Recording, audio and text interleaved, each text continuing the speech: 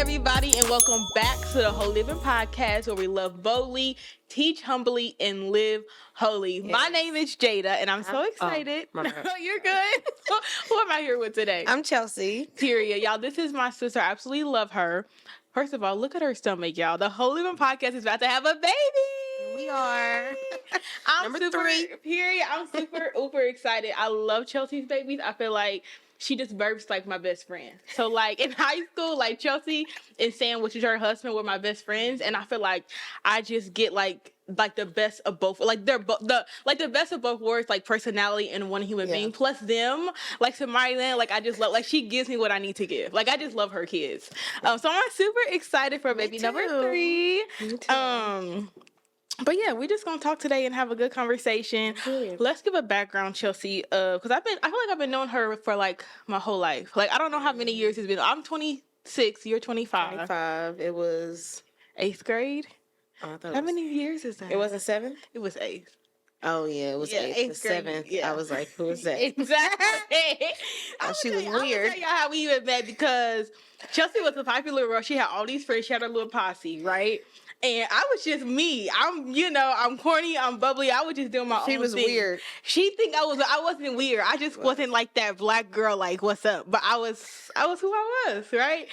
And literally, let's be very clear. The only reason why she even came first was because I could dress. Like, her let's outfit, be very clear. True statement. So 8th grade, eighth grade, I'm walking in the hallway, right? And I'm cute as if. Girl. With my little, like, book, like, I'm walking by myself. And so it's like Chelsea, and it's like at least 6 other girls, like, behind her.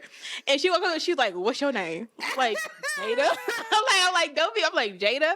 And then it was just like from there. And then from, like, we just started hanging out. But we were like, I realized, like, we had a lot more in common than we thought. Like, Chelsea wasn't about it like she was. Like, she was. It was a little facade. Yeah. Like, we both had, like, older parents. Like, we were both pretty much sheltered. Yep. Like, we really had a lot in common. So I started hanging out with her, started going to her house, started going to her church. Yep. And, like, we just, like, really connected. Like, that was, like, my best friend ever since.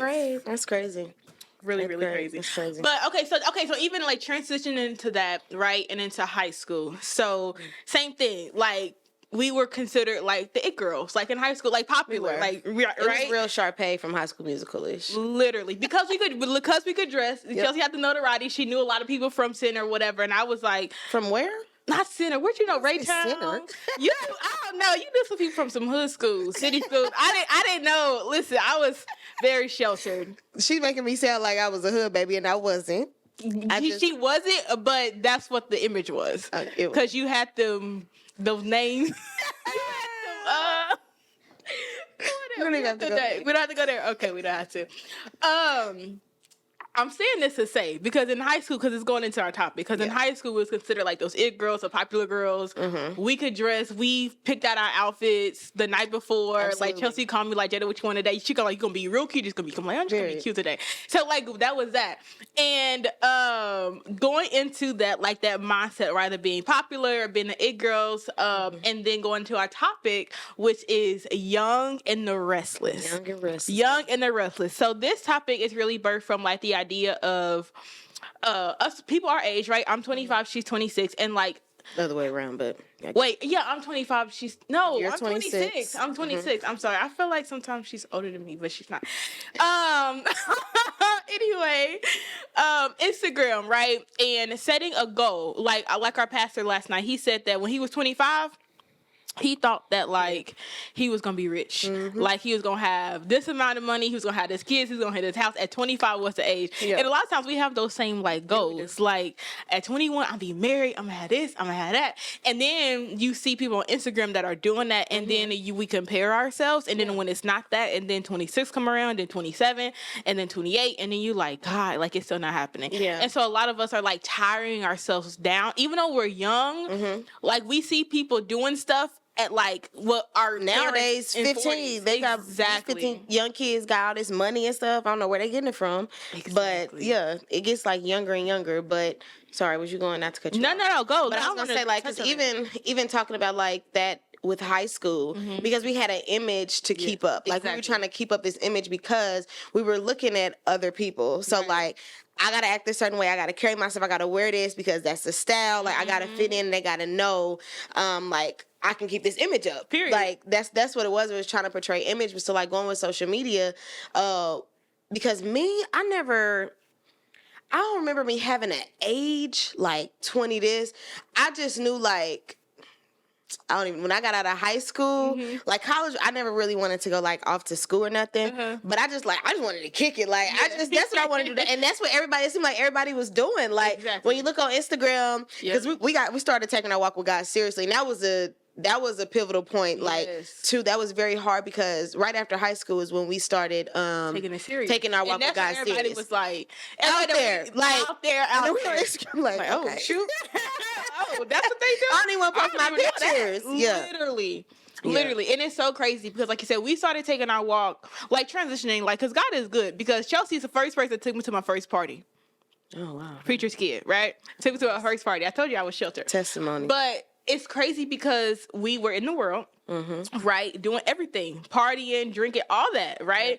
Yeah. And then at 19 is when I got saved and when we started taking our walk serious, right? You was already, Sam was your boyfriend and Sam is our pastor's son. So y'all was already in it. And then y'all invited me to a Bible study. And then I feel like God just saved my friends from high school. Not all of them. Yeah. Like 3. He said 3, literally. You, Sam, and Kennedy. But, and Bree, of course, but she became my sister later. Yeah. Anyway, I don't even know where I was going with that. Oh, yeah. So, like, just the transitioning, right, from being young and restless, like, from at 19 years old, taking our walk with God serious at 19 and seeing everybody feeling like they're like in their best years, like living a best life. I'm talking about vacations, drinking, partying. We like, oh shoot. Like, I felt like we was missing out. For me, I felt like I was missing out on something. Yeah. Like, because like the negative connotation of taking your walk with God serious, it's like, I can't have fun no more. Right. Like, I can't do this, I can't do that. And so when you on there scrolling, and you just see, I'm talking about the outfits, like you said, the traveling, I'm like, where'd they get all this money from? Right. And like that, you just start comparing your life because when you just on there scrolling passively and you just looking at other people, you don't realize how much is consuming you, like how much is really changing your perspective of your own life. Yeah. And that's how it was for me, like I'm looking, but I don't think it's affecting me. Right. Like, I'm just like, oh, I remember her, or oh, she looks cute. Exactly. But later down the road, or when I get home, I'm like, I want a vacation, or I'm not satisfied with my life. I don't like. Okay, God, what's about to shake? Like, something gonna have to give with this. And so, like, because when you just on there, you don't realize how much it's really affecting your life. Right. Because we think we're stronger than what we really are. And that's what it was. Like, I thought I was stronger. I don't care about them. I'm living for God. Like, in the beginning, I'm living for God. They just, no, but girl, knowing good and well. Why you keep looking. Yeah, because why you keep looking. Literally. Let's literally be real. But us really, like, not even realizing that, like, having an underlining feeling, but not realizing that, like, they really not all that. They really not living a life. Like, we are, like, truly, like God is like really working in us. Like God is really like changing our lives. Like when we go home, like we have peace. Like literally. When we go home, we can sleep and wake up and feel like an everlasting, like we have a peace of mind. Literally, right? Because I keep cutting you off. No, you good. Sorry. But you're only getting a little glimpse of their life. Exactly. You don't really know what their life is about. And meanwhile, they posting that stuff to keep up with the next person. Exactly. Like you only getting, whether it's a real 20 seconds, a minute of their life, or even relationships. I remember for me, this was really, I had to go through this. I remember me and Sam, we had Samaya already, and we were living with Sam's parents downstairs. And I'm seeing people from high school who maybe have kids or maybe not have kids, but people that we went to high school with, they posting their keys to their houses, and I'm like, I'm down here with this baby in the basement of not my boyfriend. Lord, no, we weren't doing that. Your husband. But he was my husband at the time. But my husband's parents' house. We're in the basement with a child. But that's the thing. He was your husband. He was my husband. Exactly. And he was a man of God. Exactly. And he's taking care of business. And y'all was all taken care of. And now y'all have a house with 2 kids. Like, stop playing. But the enemy will mask that, like, this is not good enough. This is not good enough for you. Oop, you behind now. Look at him. That now everybody looking at you. Like, I don't even want to post nothing. Goodness. Where you live? You know, stuff like that. Was a liar. But and I it got to the point that I'm like telling him, all right, when we move, like, we got to start looking. You're applying pressure literally to your husband. He's like, I'm literally doing everything. You know what I mean? Know that the plan that he has for our family, like, not trying to follow my husband. That's good. But, like, I'm looking at him like, all right, what we about to do? I mean, I'm on Zillow. I got houses saved. Yeah, like, we got to go look at something. Yeah. And ain't been more. If he would have walked down that road, we would have been somewhere tore up. Yeah. Not ready for that. And that's why you got to allow God to orchestrate your life. Yes. Sorry, I had this I wanted to read. And I think you had did this in one of our maybe not. But it's Psalms 37:5. And it says, commit thy way unto the Lord.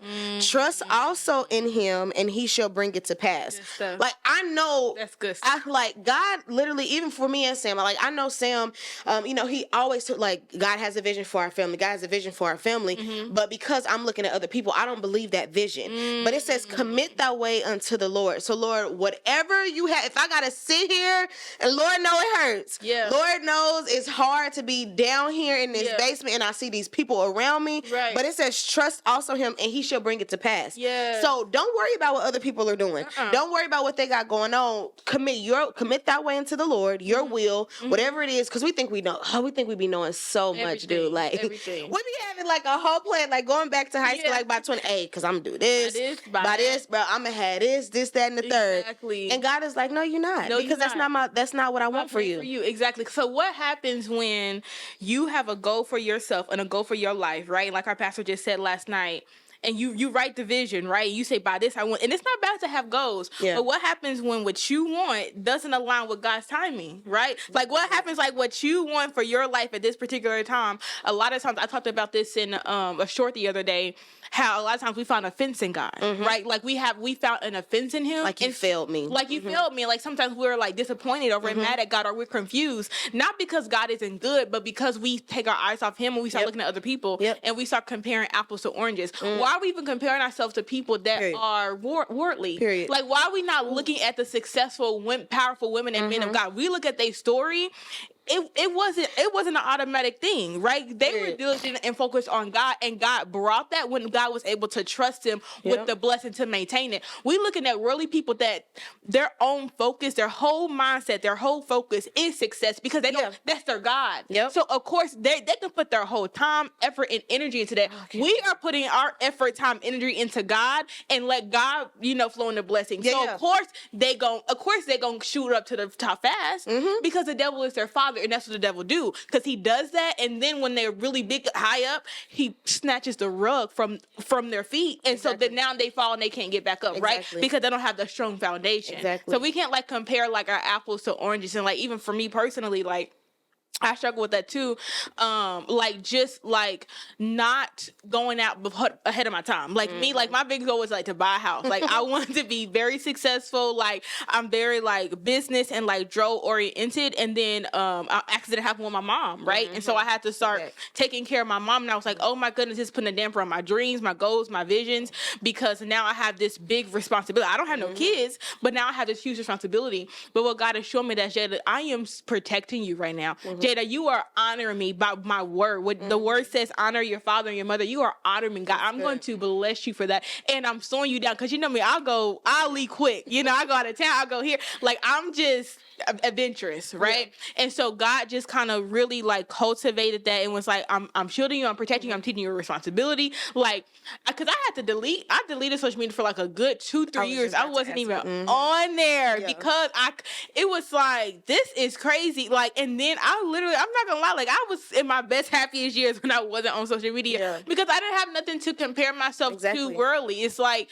you know what I mean? Like I didn't have that comparison that I had to worry about. That leads me, I'm glad you said that because I was going to ask the question, like, when you find yourself in that moment of comparing yourself or not, because honestly, like, when you start comparing yourself, it's kind of like a slap in God's face, like, totally. I'm not happy what you did for me. Like, you know what I'm saying? Like, God, we're blessed. Right. Like, period, we're blessed. So, but I'm asking for those who have maybe been in that situation, or how did you get out? Like, how did you stop that? Or how do you stop that? How do you make sure when you are, because we still on social media, we still get on, how do we make sure that we are not falling in that position? Yeah, no, that's an excellent question.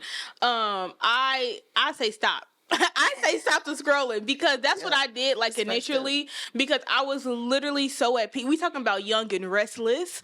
I was at rest when I was young. Like I was literally at peace, at rest. I enjoyed my life. Of course, I still took pictures. I still got so many pictures. I like to document everything. I know I got pictures and videos. Everything. It don't got to be of me. I just like to document moments, but it's not for always to necessarily post, and it's not to always to be on there and just mindlessly looking at other people's life. Now, it's not nothing to be. It's not wrong to be on social media, but I feel like you should be producing more than you're consuming. Absolutely. Right? Like I want to produce. I want to get to the point where I can produce and encourage people to follow God and not me. Yeah. Like when I'm on social media, like I want people to see me and not be like, oh, I want to be like Jada. I want people to see me like, oh no, I want to know the God that Jada serves. Yeah. Right? Like I don't want people to see me like, oh, I want to be like her, but I want to be like the God that I want to serve the God that Jada serves. A lot of times, like on social media, that's people persona. They post so you can envy them and jealous them and be like you. Absolutely. So I feel like if people are struggling with comparison, it's like go to the root cause. Like what? Because like even what you said, like with when you was in the basement with your husband and you're looking and so you're applying pressure to your husband, but if you wasn't looking you would be completely content because you were taken care of. Absolutely. Your husband wasn't cheating on you, like he was faithful, y'all was making moves, like he was doing everything right. Right. And so the only barrier there was that comparison look. But more than just social media, because it don't have to be social media, because you could watch HGTV. That's a fact. It could be so it's really like a spirit of like envy, jealousy. Yes, exactly. Addressing that spirit, because you could delete social media, but you could still watch HGTV and be like people walking around in front of you. People all of that. Around, oh, I want that. It's the covetousness. So like I think attacking the spirit and praying, said, Lord, help me to be content and love and manage what you got, because comparison is like the thief of joy. Comparison like literally steals you of the joy that you have to live in the moment, to live now, and now you restless. Come on. And now you wasted years of your days and your time, and now you 26 looking like you 45. You got a bag under your eyes. You literally restless because you grinding, you working so hard to keep up with the Kardashians. Yeah. And babe, like you're not even like maintaining what God already gave you. That's right. That's good. That's good. Dang, I was about to say something. Yeah, God is good. What was I about to say? You good.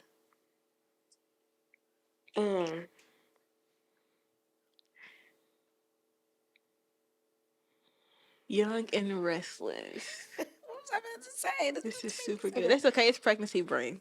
You right. We're gonna blame it on that. Well, I don't know what I was about to say, but what I will say is that was super good. Also, because I read this when you had told me the topic, and I was just thinking, and I was just looking up stuff and researching or whatever, and I found this quote. I don't know who it's by, so I don't know. But it said this thing, and it said, a flower doesn't look at the flower next to it and get jealous. It just blooms. That's so good. I don't have to, even us, like in the room, even like other Christians. I remember it was a time where I was jealous of my sisters because I felt like y'all were just so powerful and so strong, and here I am, little on me. But it was because I wasn't doing what I was supposed to be doing. So I can only be, the stuff that stuff that God has blessed me with, cultivate that. Yeah. You work on your stuff. Period. And you get yourself together. So then you ain't got time to look at nobody else, because I'm too busy working on myself. Period. Same thing with the family. Like, I don't got time to be worried about what house the next person done brought. All right, let's get something going with my family. Exactly. Let's cultivate what God has given us in my family. Exactly. And you won't have time to be worried about what the next person is doing. Period. And so like honestly, I know in Psalms it always, or not, is it Psalms or Proverbs, where it always talking about like, be not like jealous of the wicked, or I think it's Psalms. But like things like that, like it says that for a reason. Yeah. Like, because the enemy gives gifts too. Yeah, he does. Don't get it twisted. And sometimes we can think that God is like holding out on us. Like, God, why aren't you giving me this? Like, right. I'm doing everything that's right. I'm doing everything that's right. But I think one of y'all said it, or like, he trying to build character first. Yes. Because if I bless you with this stuff, or I give you this life, then what? Then what? Then what? You gonna just try to flaunt it off to the next person so somebody can be jealous of you? Exactly. Like, no. Exactly.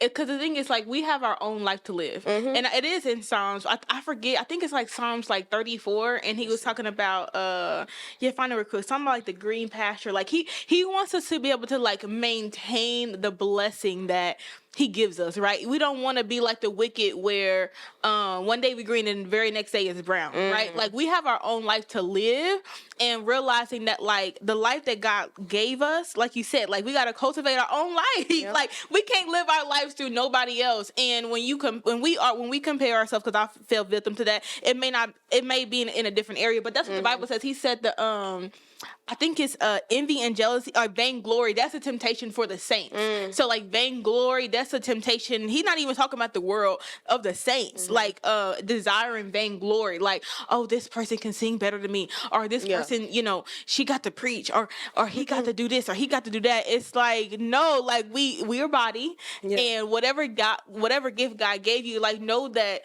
nobody's better than you, and you're not better than nobody else. Period. Like, you know, like that's what the thing, and like the devil tries to emphasize that and like emphasize other people's talents over us. But we got to realize, like, God is incredibly like obsessed with us. Yeah. And he has given us gifts, and we just got to use them to glorify his name. And that's it. So like, it's just like, I'm just trying to figure out like the words to say. Young and restless. So like, what would we say, like someone that is dealing, like being like right now they're watching this podcast and they like 21, whatever, and they have the pressures of this world, right? Or are they 19, right? They could be 15 and they like, I gotta get it. Like, what would be your advice to them? Like those 15, 17, 20, 21, even people that are still our age, 26, and they still like, I gotta get it. Because I feel like I'm behind. Like, I feel like I'm missing out. Like, what would be your encouragement to them? I think my encouragement would be, like you said earlier, is to stop, but also realize like who's creating this clock. Like who told you by 21 this is what you have to do? That's good stuff. Like who, you know what I'm saying? Like who told you that? Good. And like pray unto God, like, God, what do you have for me in this moment? Like our life, every one of us, we all did stuff at different times in our life. Literally. You know, we all did stuff at different times in our life because that was God's plan for us. Exactly. So you have to seek God. Like it says, seek ye first the kingdom of God. Period. And all these things will be added unto you. Period. So God, what do you have for me? Yes. And we gotta take our eyes off people. Like, because honestly, when we get this stuff, what are we doing with it? Exactly. Like, what are we? Like, what are we doing? Like, it's for men to say that, you know, oh, look at them, or is it for God to be pleased with us? Like, what is our purpose in wanting this stuff? Exactly. You mentioned purpose, because I'm gonna say this and we can end it here. But it's goodness, did I just forget? I'm not praying. I don't have an excuse.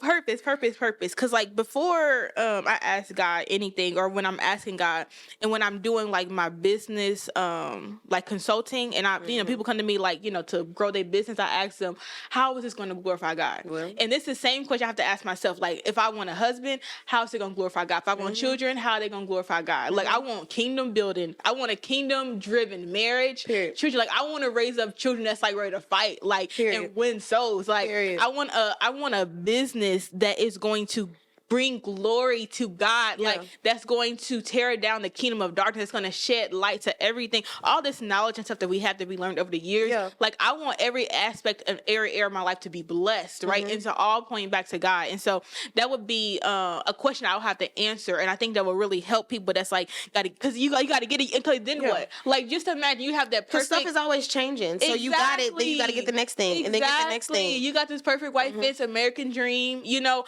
and then what? And you do all this, and then what? You know, and so I just thank God that He satisfied our souls, and that we are young and we are at rest, right? Because we rest in the one that we trust and that we love. We are not young and restless. God gives, He said He gives us rest. He does. Right? We don't have to be like the world pressures us to be. You know, slow down. Like, take a breath. Like, take a breath, because God is our God, not the world. Not the things of the world. God is our God. And so I'm going to say this quote, and this came from prophetess Tiffany Montgomery. She said it doesn't take time, it takes God. Well, okay, so if all y'all that's watching, it doesn't take time, it just takes God. Right. So, I'm sorry. Go ahead, girl. And that's the last thing, because we got to end it, because we can say God can do anything. Okay, Period. So if you saying, okay, like we 25, we say by 30, what we trying to do by 30, he can do by 26 for me. So like 6 months. Come on, stop playing. So like it don't take time, it just that is powerful. Period. Like that's really good. And I'm done. Well, that wraps up today's show, y'all. Thank you so much. If you have watched to this time, we appreciate you for sticking with us. Thank you for watching today's show. Don't forget to subscribe, share. If you watch us and you follow us, you might as well follow us on YouTube, Instagram, Facebook, because why not? Thank you for watching the Whole Living Podcast, and we'll see you next time. Love y'all.